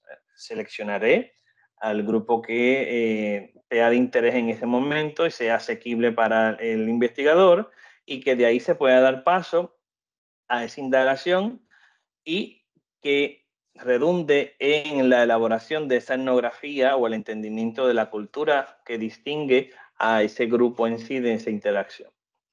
Ahora bien, si ninguno de estos 6 enfoques se me aplica cuando yo voy a hacer mi investigación, porque yo tengo un problema identificado y no sé si ese problema me va a servir para lo demás, en sentido de que cada diseño ven que parte de un enfoque específico o de un énfasis específico, pues yo tengo el asunto de hacer un estudio cualitativo básico o con modalidad exploratoria, que es otra manera de llevarlo a cabo y de decirlo, y es un diseño, una investigación en la que no hay diseño. Así que esto ocurre cuando yo observo que esos énfasis que están aquí, que podrían ser el énfasis de la indagación que yo necesite hacer para entender el problema, ninguno de los énfasis se relaciona con lo que yo quiero investigar, así que yo puedo hacer una investigación como un estudio cualitativo básico, es decir, una investigación cualitativa sin diseño. Muchas veces le llaman también una investigación cualitativa con modalidad exploratoria, es decir, que no hay un diseño como tal. Saliendo ya de esta diapositiva, que el tiempo se nos va corriendo, ha sido muy interesante poder trabajar todas estas áreas aquí para que ustedes entiendan cómo se elige un diseño. No es porque el diseño me gusta, no es porque el diseño es bonito, no es porque el diseño yo lo he escuchado y me interesa hacerlo y vamos a hacerlo aquí. No, es porque el énfasis se aplica a lo que yo necesito investigar. Y cuando ese énfasis no se puede aplicar, pues tengo la opción de hacer esa investigación como estudio cualitativo básico. Ahora voy a entrar a definir cada uno de los diseños y a ver de qué va la cosa. Ya les he explicado, les he dado ejemplos, así que pudieran venir más preguntas en el caso de que podamos llegar a todas las diapositivas que tenemos aquí para cada uno de los diseños. El estudio cualitativo básico, las autoras que definen esto son Merian y Tisdale. Estas, en ese sentido, muy bien, Rita, aplicando los conceptos de clase. Cuando hay necesidad de investigar acerca de un asunto y el énfasis que yo necesito darle no está en esos énfasis que vimos en los diseños, esta es la opción. Porque los autores no especificamos un diseño metodológico específico para poder llevar a cabo la investigación cualitativa, y el tipo como tal de investigación cualitativa que se lleva a cabo más común es este estudio interpretativo básico, que también ellas le llaman de esa manera, ese nombre. Y en este se describen simplemente como investigación cualitativa, no hay un diseño cualitativo. En clase, bueno, yo les enseño a los estudiantes, ¿verdad?, los diseños, los énfasis que tiene cada diseño y demás, y que aprendan a buscar investigaciones en las que no se dice cuál es el diseño, que tal vez no lo dicen por ignorancia o no se dice por asunto de que las personas no tienen esta investigación, y habría que distinguir si lo que han hecho y lo que han planteado esas personas en propósitos, preguntas y métodos para recopilar información no tiene que ver con ningún diseño de los que vimos anteriormente, pues estamos aquí en un estudio cualitativo básico. Así que ellas dicen que este estudio se le puede llamar genérico, básico, interpretativo, pero ellas prefieren que se les llame estudio cualitativo básico, lo que ellas plantearon en su momento. Y que los significados, las perspectivas de lo que se investiga es lo que interesa aquí, y no tanto el énfasis que se le puede dar a lo que se investiga de acuerdo con los autores que vimos anteriormente. Así que podemos plantearlo. ¿Qué sucede? Esto casi nadie lo conoce. Así que si ustedes están pendientes a hacer una investigación como esta, hay que tener el cuidado de sustentar bien lo que estoy diciendo con autores, con procesos y demás. Obviamente no citándome a mí, sino citando a las autoras que proponen esto, porque en realidad las personas tienen que conocerlo para entender lo que usted quiere plantear como investigador. Ya me pasó con uno de mis estudiantes que quiso hacerlo y le dijeron, pero ¿cómo va a ser una disertación doctoral si es básico? Porque vieron que el estudio cualitativo básico era como algo sencillo, simple. Y yo les dije, no, eso no es lo que significa. Lo que significa es que no tiene diseño, y por eso es como una investigación cualitativa básica, en el sentido de que no hay un énfasis mayor para aplicar un diseño. A fin de cuentas, como las personas no quedaron contentas, hubo que quitar la palabra básico. Y pues yo dije, mire, se la quitamos porque a fin de cuentas estamos citando a las autoras y las personas interesadas que lean y que puedan convencerse los que puedan ver un poquito más allá. Que eso tampoco le quita interés a lo que estamos investigando. Bueno, ya vimos eso, ahora pasamos a lo que es estudio de caso. Definimos brevemente, como les dije, ya el tiempo va corriendo y quisiera dejar más espacio para preguntas al final, porque ya vimos cada uno de los diseños allí. ¿Quién es el que habla de los diseños de estudios de caso? Pues mire, tenemos a Steig, a Merian y a Jean. Son los tres gurús del diseño de estudio de caso. Es esencial que cuando citemos para sustentar la elección del diseño de estudio de caso, al menos uno de ellos esté. ¿Qué dijo Steig en su momento? Que el caso, bueno, él planteó que puede ser un niño, que puede ser un grupo de alumnos, o que puede ser un determinado movimiento de profesionales que se estudian desde la situación de la infancia. Fíjense que el ejemplo que él da es trabajar en cómo se desarrolla la infancia y por lo tanto, como parte de ese asunto general, infancia, podemos trabajar con el niño, con un grupo de niños o con un movimiento de profesionales que trabajan con niños. Y el caso, lo importante es que es uno entre muchos y nos vamos a centrar en ese uno. Y vimos aquí con esos ejemplos que él acaba de ofrecer, puede ser un individuo, un grupo o una situación. ¿Por qué? Porque el caso lo que significa es que sea algo que se pueda ver como unicidad y que tenga particularidades. Así que no siempre vamos a elegirlo porque el caso venga dado. Es decir, bueno, yo tengo 3 grupos, pues caso 1, 2, 3. Qué suerte que tuve grupo 1, 2 y 3 y que pudieran ser un caso. Pero es que el caso puede ser una situación que ni siquiera la veamos como algo investigable, que nadie lo pensara. Pero yo digo, sí, eso es investigable porque la situación que se está dando es esta y puede ser algo único en este momento histórico que se está viviendo. Ah, perfecto, pues sí, para que veamos que simplemente eso que sea único y que se pueda ver como único y particular llama la atención del investigador. Eso es lo que interesa y ahí es como empezamos a delimitar lo que es el caso en sí. Así que lo que interesa es aprender sobre ese caso y no ver los demás casos que existen. Y usted dice, ¿cómo así? Porque no nos interesa el caso porque vamos a aprender de otros casos haciendo la investigación. No, con la investigación vamos a aprender de ese caso y luego tal vez lo que encontremos será aplicable a otros casos similares. Así que lo que nos interesa es aprender, profundizar mucho sobre ese caso en particular que me llama la atención. Así que si vemos estas autoras, dicen que el caso es una descripción profunda y un análisis de un sistema limitado. El asunto del sistema limitado es eso que se puede delimitar y entenderlo como caso. Ya le dijimos las opciones que están ahí, que pueden ser un niño, o sea, un sujeto, un grupo de sujetos, una situación, una empresa, puede ser una comunidad, o sea, una situación representada en otros, ¿no? Como una situación particular.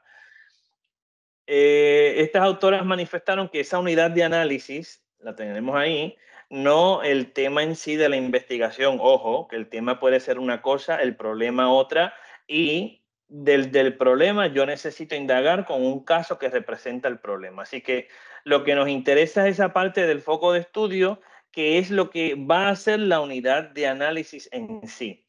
Y vamos a ver que tiene que ser algo único, particular, exitoso o alejado de la norma. Y puede ser algo también que sea en sentido trágico, negativo, como el ejemplo que dieron antes de la marginación. Puede estar aquí y entender ese caso en sí de lo que ocurre. ¿Y quién lo va a representar? Casos o personas, sujetos que personifiquen lo que es ese caso en sí. Cuando hablamos del diseño fenomenológico, damos el salto a lo que les dije, que era el entendimiento de la experiencia para ver el significado de esta, aunque la experiencia puede estar en todos los diseños en sí. Y hace que se regrese a esa experiencia para entenderla desde las descripciones que hagan los mismos sujetos, que sean base de ese análisis reflexivo que se va a hacer para entender la esencia. ¿Quién es el autor por excelencia en este estudio, en nuestro contexto más bien como diseño fenomenológico en educación y ciencias sociales? Moustakas. Sí sabemos que esto viene desde Husserl, Heidegger, alemanes que se plantearon filosóficamente el entendimiento de la esencia de la experiencia y de ahí se traslada a las ciencias sociales de la educación para ver el significado que tiene la experiencia para los sujetos que la viven y de ahí poder entender los problemas que se viven ligados a esa experiencia y poder proveer las posibles soluciones. Macmillan dijo que se desea describir e interpretar las experiencias de los participantes y volvemos para entender la esencia de la experiencia como la perciben los participantes, no como yo como investigador lo hago, sino cómo los participantes en sí la perciben, y de ahí yo pudiera, si yo tengo una experiencia similar, pudiera contrastar con lo que yo he vivido y pudiera hacerse algo reflexivo desde el punto de vista del investigador sin entrar en ningún sesgo con lo que los participantes están experimentando o experimentaron con la situación que vivieron. Así que te pone especial énfasis en las consecuencias para la experiencia humana. Hay unas consecuencias positivas o negativas que están ligadas a esa experiencia vivida.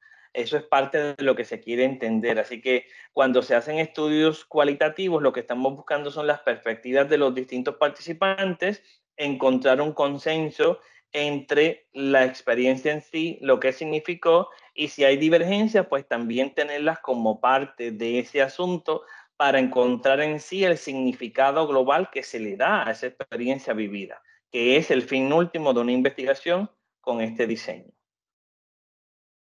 Así que le vamos a dar voz a los participantes, y los participantes son los que van a tener esa voz principal, porque son los que van a narrar, y luego yo les voy a encontrar sentido de acuerdo con lo que ellos digan. Los narrativos. Y vamos a ver que los diseños narrativos principalmente pues se describe la vida de sujetos, se recopila información acerca de historias de vida de personas o se escriben narraciones de la vida de individuos. Todo tiene que ver con la vida de individuos porque le dije que la corriente norteamericana, esa es la base de un estudio narrativo. Así que cuando vemos los estudios narrativos, debemos tener en cuenta que la necesidad detrás está en las historias, las experiencias personales y la interpretación del significado de estas experiencias para el sujeto, pero de cara a la historicidad. Que no confundamos esta parte de la interpretación del significado de la experiencia con la parte fenomenológica.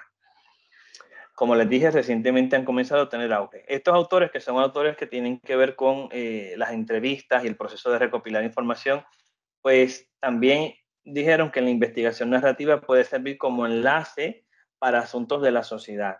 Según yo entiendo y hay problemas en la sociedad, puedo encontrar sujetos que me ayuden a entender el problema desde un punto de vista diferente y que yo pueda encontrar así posibles soluciones, porque de alguna forma la sociedad se refleja en la vida de ellos.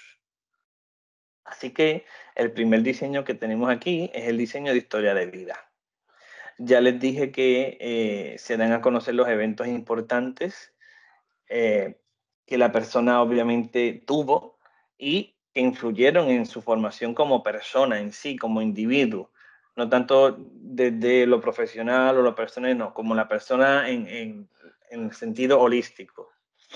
Y determinar cuán valiosos pueden ser estos para nosotros, que somos la generación presente, e incluso para las generaciones futuras. Por eso es importante que usted, cuando vaya a elegir la historia de vida, vea que la persona que va a investigar en torno a ella, pues pueda ser una contribución tal para que se pueda tener, digamos, a veces modelos a seguir o modelos para entender lo que ocurre de cara al presente o al futuro. Y en este caso les dije que la historia de vida, el sujeto narra su historia.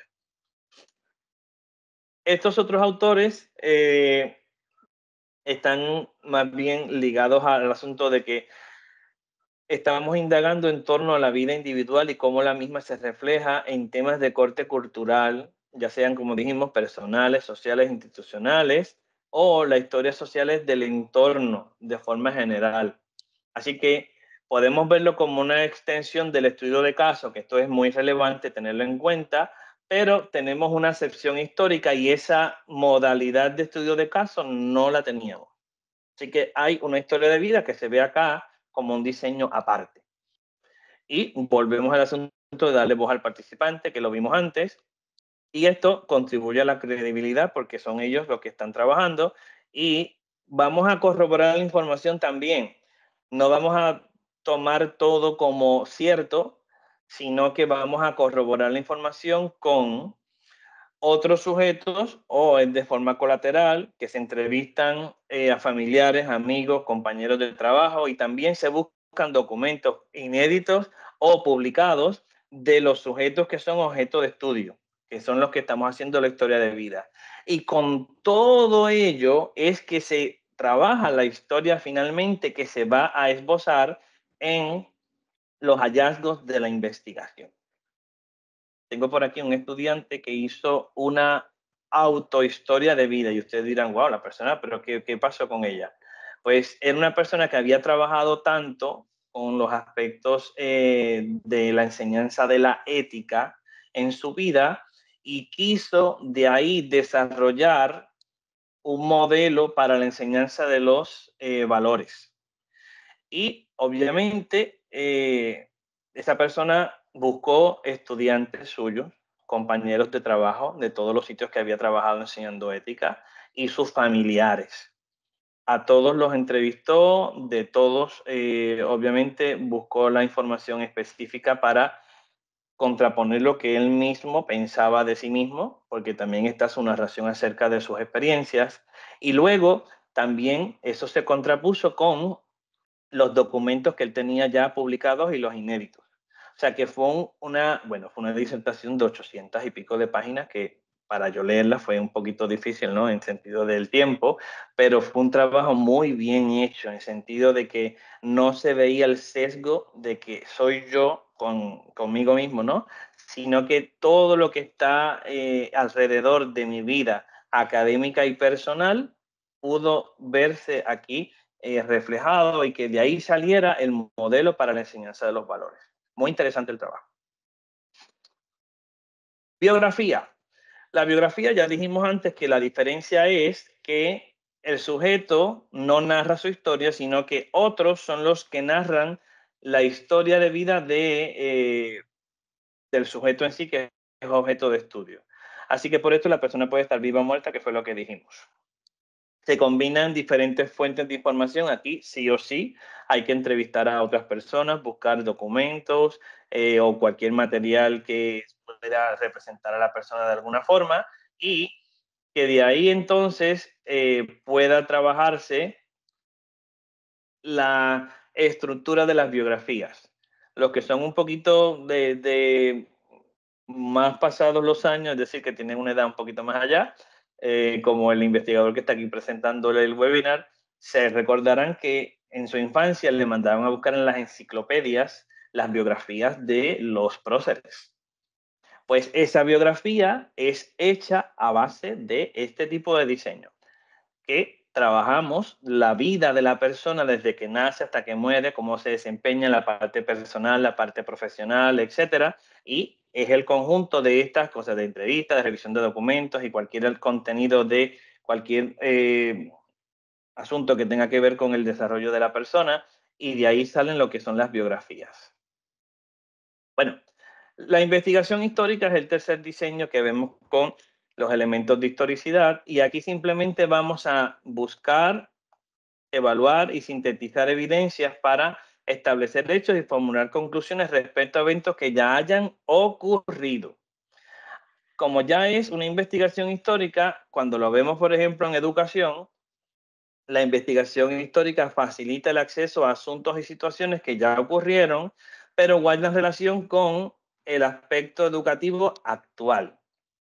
Y de ahí que se diga que se trata de entender el presente desde el pasado.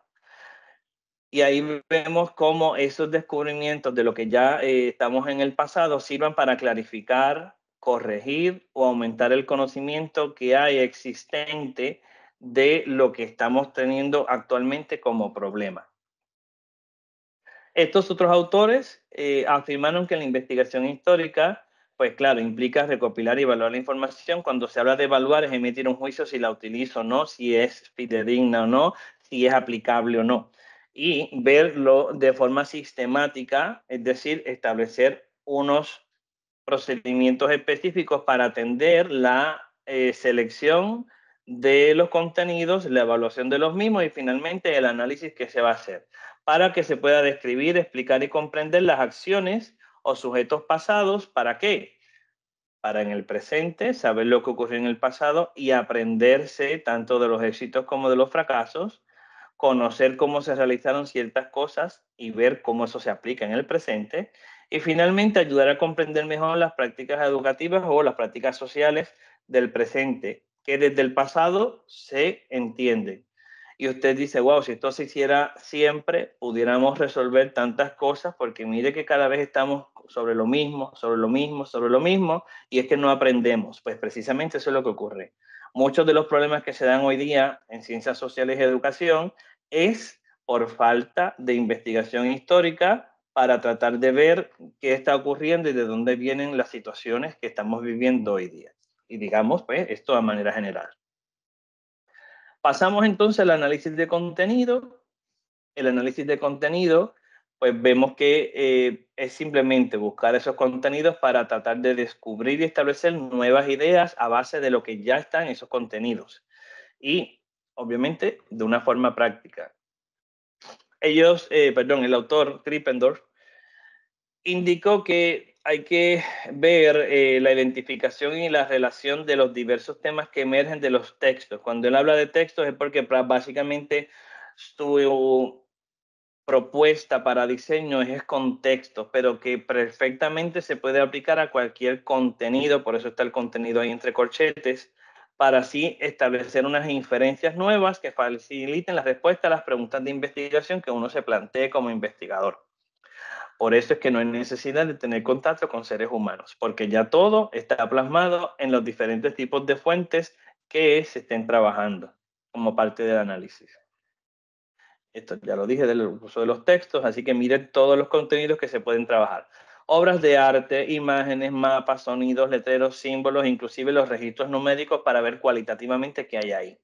Así que teniendo en cuenta que no se necesitan los sujetos humanos, porque ya están sus ideas plasmadas ahí, es una manera de aprovechar lo que ya tenemos a la mano de los distintos contenidos que pueden ser y darles un nuevo giro o un nuevo uso para de ahí que salgan nuevas,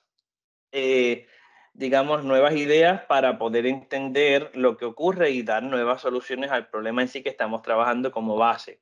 Pero esto implica una inmersión en el área de estudio muy, muy exhaustiva también, porque tiene que tenerse el contacto directo con numerosos documentos que faciliten realizar esa comprensión sistemática y constante de los contenidos.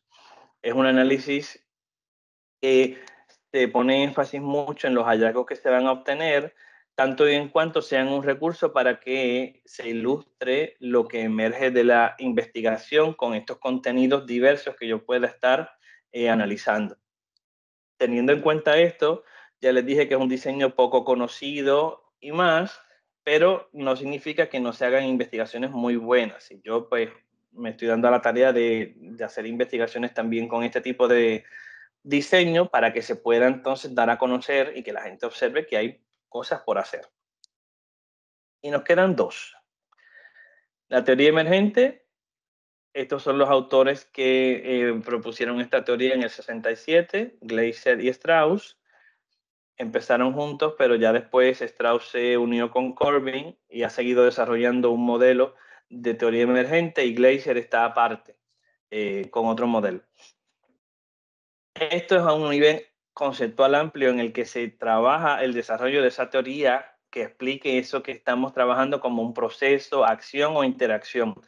Lo que yo les dije, eso que no tiene explicación teórica desde las teorías existentes o que no es posible aplicar o extender la teoría a un contexto nuevo distinto para el que se formuló, pues ahí viene la generación de esta teoría. Y en este caso, pues la investigación misma provee esa mejor explicación de la teoría para que no sea una teoría como prestada o trasladada que utilicemos para explicar lo que está ocurriendo, sino que yo pueda generar una que me ayude a explicar y ejemplificar la complejidad del fenómeno que estamos estudiando como parte de ese problema. Así que surge esa teoría de esa información que se recopila y analiza de forma sistemática. Eso que diga de forma sistemática es que Corbin y Strauss tienen la teoría emergente, ellos tienen el modelo sistemático para hacerlo y es el más utilizado, el más generalizado, porque tiene una estructura a seguir, porque la teoría emergente debe llegar a presentarse de una manera, digamos, contundente y ellos han facilitado las bases para eso. Y es, digamos, el que yo presento incluso en clase porque tiene unos pasos a seguir muy entendibles en el sentido de lo que es la investigación cualitativa. Así que no comenzamos con una teoría en mente, sino que nos vamos a dejar llevar por lo que surja de acuerdo con la investigación. Y finalmente tenemos la etnografía. Ahí vamos a ver los patrones culturales que se desarrollan en un grupo y a base de qué, de comportamiento, creencias, significados y lenguaje que ellos tienen en común. Y ahí vemos que la cultura se relaciona con todo aquello que tenga que ver con el comportamiento y las creencias del ser humano, y ahí están representadas en eso que vimos anteriormente. Así que tengo que ver lenguaje, rituales, estructura económica y política, etapas de la vida, interacciones, estilos de comunicación, entre muchas otras cosas que se den como parte de esos patrones que ese grupo desarrolla y que por algo tiene una identidad cultural que me interesa investigar para, como vimos la historia de vida, tal vez esto interesa para entender y que sea emulable o sencillamente entender por qué ocurren las cosas y demás.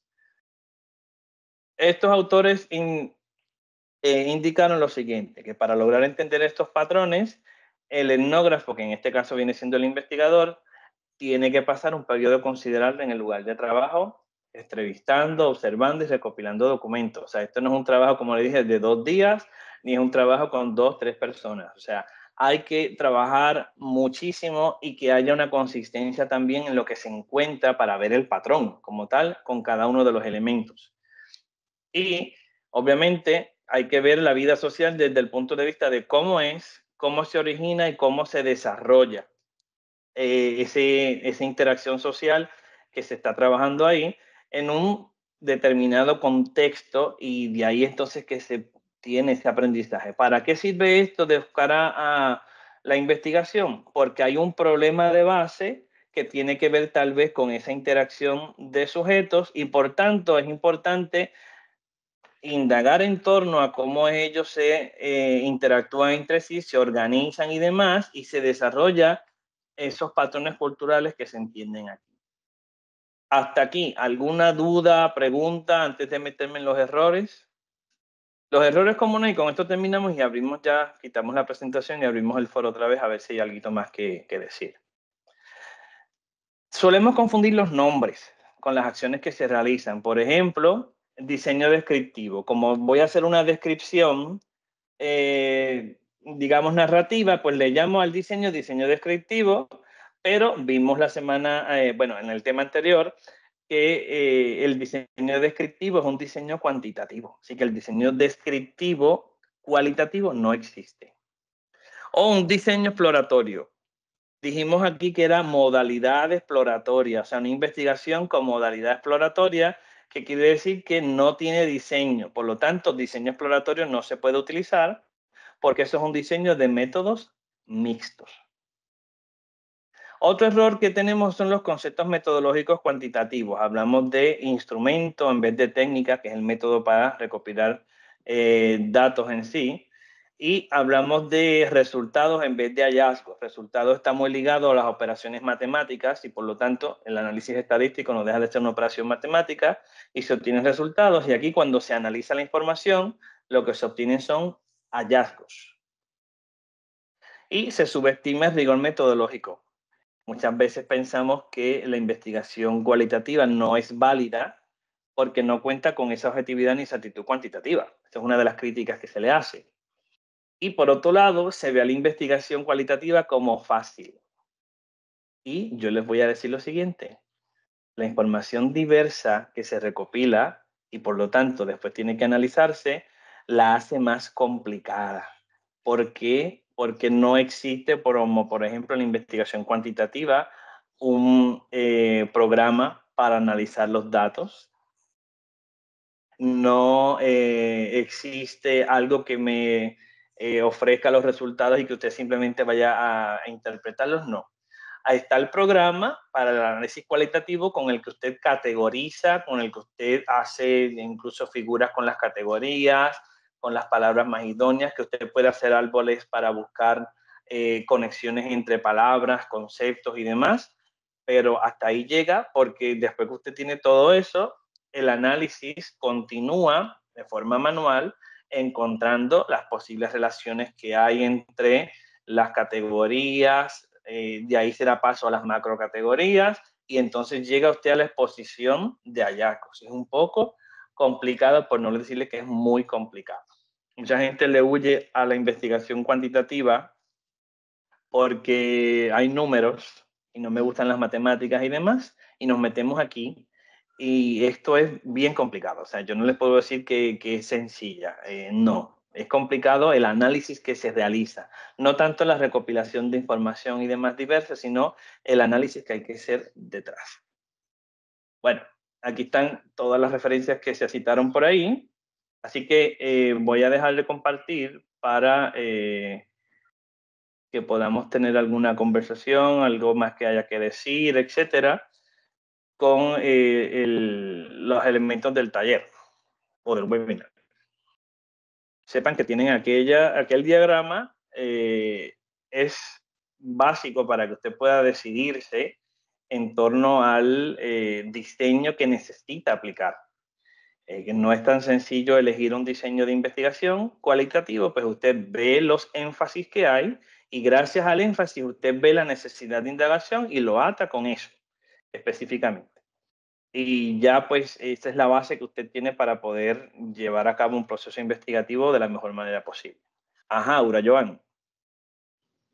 Sí, saludos. Bueno, ¿me escuchas bien? Sí.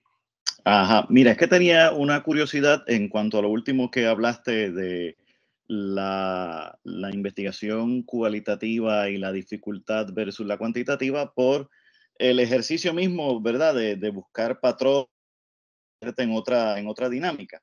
¿Cómo puede cambiar eso con el desarrollo de la inteligencia artificial generativa, que sí se le está haciendo fácil encontrar patrones en el lenguaje natural? En ese sentido, sí, me ayuda a encontrar, o sea, yo tengo un estudiante que la utilizó preliminarmente para encontrar precisamente los patrones en las respuestas, en lo que se decía en torno a elementos específicos de las categorías que había establecido. Y le fue excelente, es decir, que la misma inteligencia le agrupó. Pero luego encontrar el sentido que eso tiene, el significado que tiene, ahí es que entra la dificultad mayor. O sea que facilita, es como un programa, incluso yo diría que va mejor que los análisis que hacemos en vivo, con Atlas TI, etcétera, porque aquellos hay que estar entrándole muchas cositas y poder ir trabajando. Aquí sencillamente le hago el prompt y con el prompt yo llego al resultado ya, que ella me ofrezca ya los contenidos como ella me los pudo agrupar, etcétera, y me encuentra todos esos patrones y luego yo eso lo descargo y me pongo a trabajar entonces el análisis y adelanto un paso en ese sentido. Incluso me puede encontrar las palabras que más se repiten o los asuntos que más se repiten en cada texto, o sea que le puedo dar distintas formas para que me ayude y ya se está viendo que está llegando a un punto tal en que me puede generar algo más, pero el asunto como tal que llega a la parte humana que se necesita aquí de encontrarle sentido, significado a lo que finalmente encontré como parte de todas las categorías para llegar entonces a los temas que son de la exposición de hallazgos, hasta ahí yo llegaría con la inteligencia. Ahí tengo yo que intervenir, pero sí me está ayudando. Así que gracias, Joan, por decirme. Muchas gracias. Bien. Alguien está diciendo que cómo me consigue, tiene mi correo al principio de la presentación. Como se va a compartir la presentación con todos los presentes, pues ahí me pueden conseguir. Es juan.vasquez24@upr.edu.